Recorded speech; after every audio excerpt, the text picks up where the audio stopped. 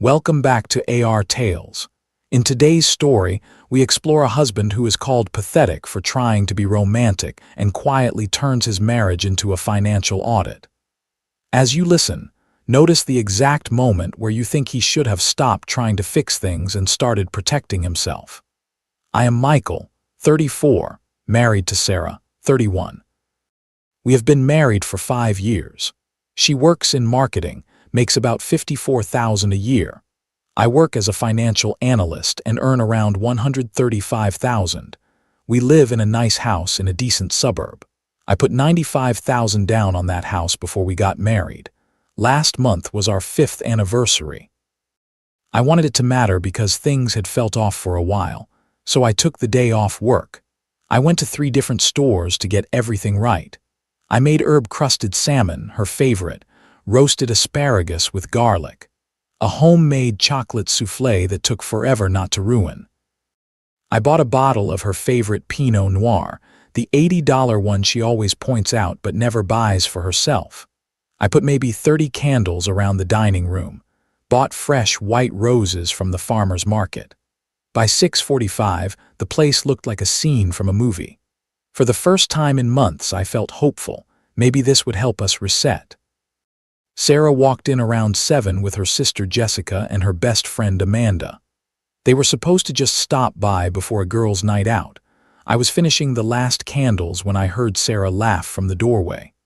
"Oh my God, Michael, stop trying so hard to be romantic. It is pathetic. You look desperate." The room went silent.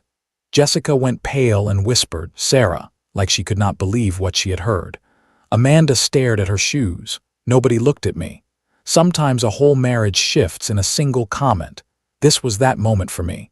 Something in me just snapped into focus. I did not yell. I did not argue. I walked to the table and started blowing out candles one by one. "What are you doing?" Sarah asked. "Stopping," I said. My voice sounded strangely calm even to me. I picked up the roses. "You just taught me something important. Romance is pathetic when it is one-sided, so I am done being pathetic." I walked past the 3 of them, tossed the roses into the kitchen trash, and pulled out my phone. "We can eat like roommates from now on," I added. "Tony's Pizza or that Chinese place." She stared at me, confused, annoyed, then suddenly worried as she realized I was not playing along with whatever script she had in mind. She had been expecting me to beg, to apologize, to prove myself again. Instead, I just stopped chasing. Jessica grabbed her purse. "We should go." Amanda was already halfway to the door. After they left, Sarah tried to smooth things over. "Baby, I had such a stressful day at work. You know how I get when I am overwhelmed. I did not mean it like that." "How did you mean it?" I asked. You were being a lot. It felt like pressure." "Pressure to what?" I asked. "Recognize that your husband loves you." She did not have an answer. I ordered pizza and ate in the living room while the meal I had cooked for us sat untouched on the table and went cold. She sat in the kitchen staring at it. That was the last night I tried to be romantic for someone who openly mocked it.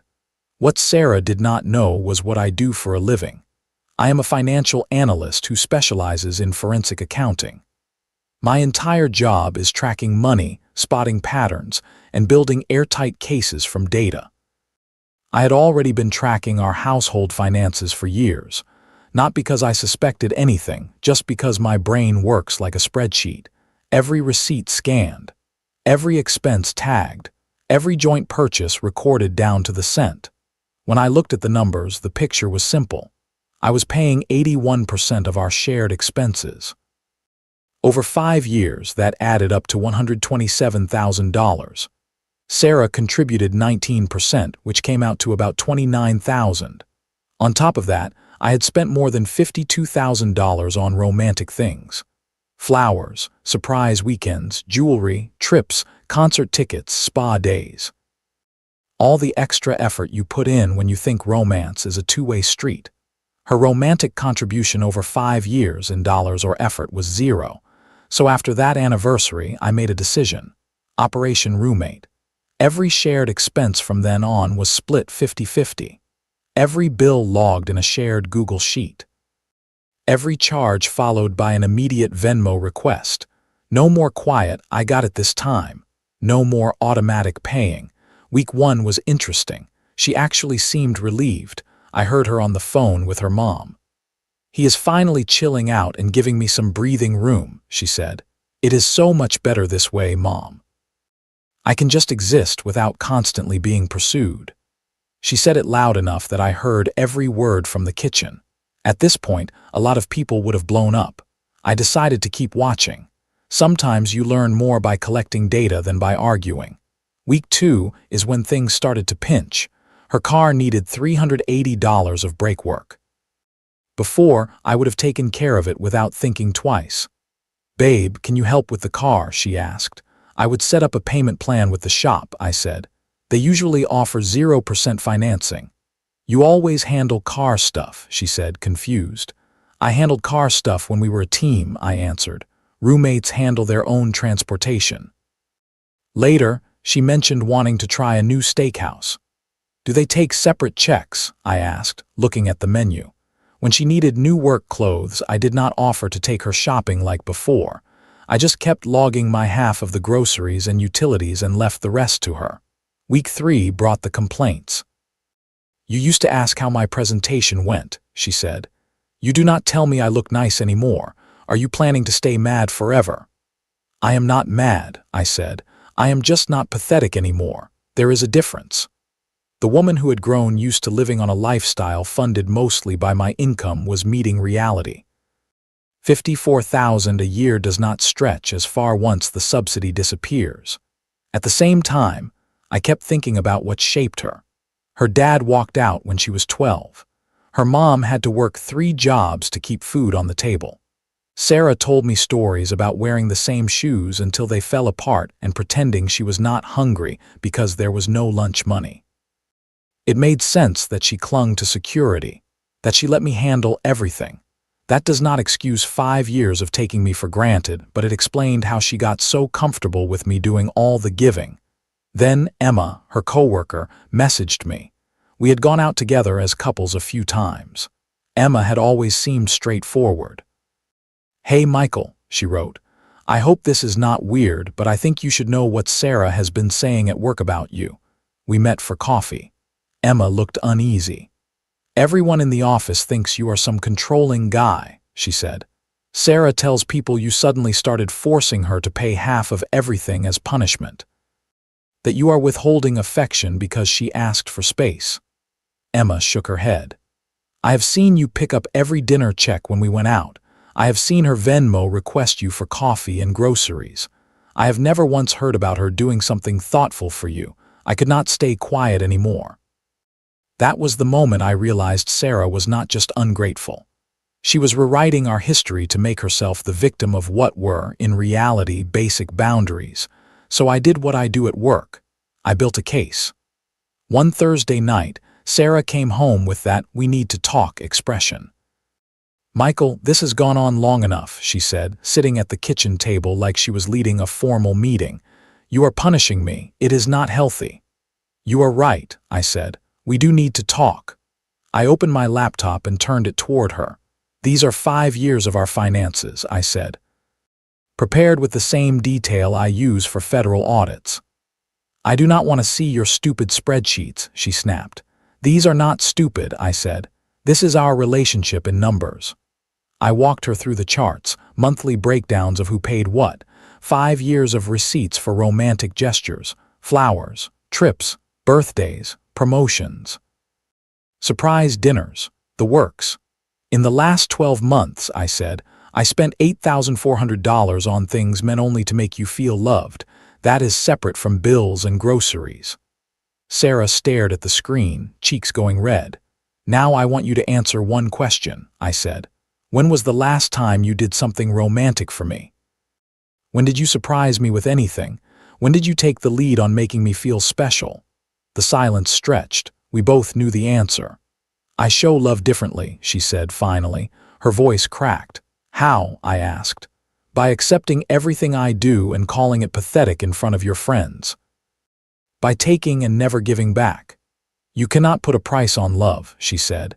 "You are right," I said. "You cannot, but you can measure effort. You can see who shows up. According to this, I have been in a one-person relationship for 5 years.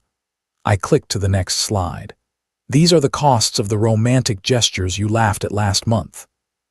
The candles, the meals, the trips. I have spent more on making you feel loved than most people spend on a car. Stop it, she said, but her voice was shaking. You know what is actually pathetic, I said quietly. Calling someone desperate for loving you while doing nothing to love them back.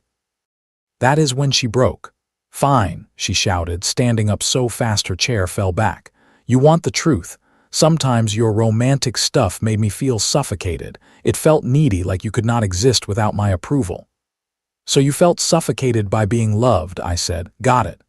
I felt suffocated by being needed so much, she said. It was too much pressure. Love without responsibility is not love, I said. You wanted to be desired without having to desire me back. You wanted the security and attention and comfort, just not the work. She opened her mouth, then closed it again. You wanted a sugar daddy, not a husband, I said. Her face told me I had landed on the truth she did not want to admit. After that conversation, she switched tactics. She went into charm mode. There were home-cooked dinners where she still sent me a request for half the groceries, sudden interest in my hobbies, questions about projects she had ignored for years. One night she showed up in lingerie in the doorway like she was trying to reset everything with a single scene. But something in me had shifted. I was done begging to be valued. The breaking point came on a Tuesday. I got home around 6 to find the kitchen covered in papers. Bank statements, credit card bills, rental listings, numbers scribbled on napkins. Sarah had been trying to make a budget. You have ruined everything, she screamed when she saw me. Do you have any idea what you have done to me? I cannot afford my car. I cannot afford my gym. I cannot afford my loans. I cannot afford anything. Welcome to what 54,000 actually buys, I said calmly. I hate you, she said. I hate that you made me depend on you. I hate that you trapped me in this house. I hate that I need you. There it was, the real relationship summary in one sentence. You could have been honest from the beginning, I said. You could have said, I appreciate what you provide and it scares me how much I rely on it. Instead, you called my love pathetic. She collapsed onto the floor, sobbing. For a moment, all I saw was the scared 12-year-old whose dad had left. The girl who watched her mother juggle 3 jobs. I understood her fear. Then she looked up at me with pure bitterness. You think you are better than me, she said. You are boring and pathetic and desperate. No one else will want you. You will come crawling back within 6 months. Maybe, I said quietly, but I would rather be alone than with someone who thinks loving her is pathetic. 2 days later, she moved out. Because of my documentation, the divorce went smoothly. I kept the house, my retirement accounts, and my sanity. She kept her car, her personal things, and a very steep learning curve about living within her actual means. My lawyer, Patricia, shook her head at the final hearing. Most people come in with boxes of receipts and vague memories, she said. You came with a forensic report. You made this easy. About 6 months after the divorce, my phone rang at 2 in the morning. I made the mistake of answering. Michael, Sarah's voice was small and rough from crying. Please, I made a terrible mistake. I need you back. I cannot live like this. She told me about her rent for a tiny studio, her maxed-out credit cards, the ramen dinners, the panic. I am drowning, she said. Please, I am sorry. My therapist says I have abandonment issues from my dad and I pushed you away because I was terrified you would leave. I am sorry you are struggling, I said. But that is not my problem anymore. But I love you, she said. I have always loved you. I was just scared. If that were true, I said, you would not have called my love pathetic. You would not have humiliated me in front of your friends. You would not have spent 5 years taking without giving. She begged, promised she would change, that she would start paying for dates, doing romantic things, being different. You had 5 years when everything was comfortable, I said. You did not want to change then. You only want to change now that the safety net is gone. I hung up and blocked her number. Today, I am with Katie, 29, who works in tech and earns her own good money. On our first date, she picked up the check and said, I asked you out, so this one is on me. On our third date, she brought me flowers, sunflowers, because I had once mentioned I liked them. She tells me I look good and you can hear that she means it. She has never once hinted that I should subsidize her lifestyle. She is grateful when I do something nice, and she does things back without keeping a scorecard. It turns out romance is not pathetic at all. It is only pathetic when you give it to someone who thinks they never have to return it. Lesson 1. Romance is not desperation. It only looks that way to someone who wants the benefits of being loved without the responsibility of loving back. Lesson 2. Effort can be measured. When one person carries all of the financial and emotional weight for years, that is not a partnership. Lesson 3. Understanding someone's trauma explains their behavior, but it does not require you to live with the damage it causes. Lesson 4. If a partner rewrites the story to make you the villain for having basic boundaries, believe what their version reveals about them, not you. Lesson 5.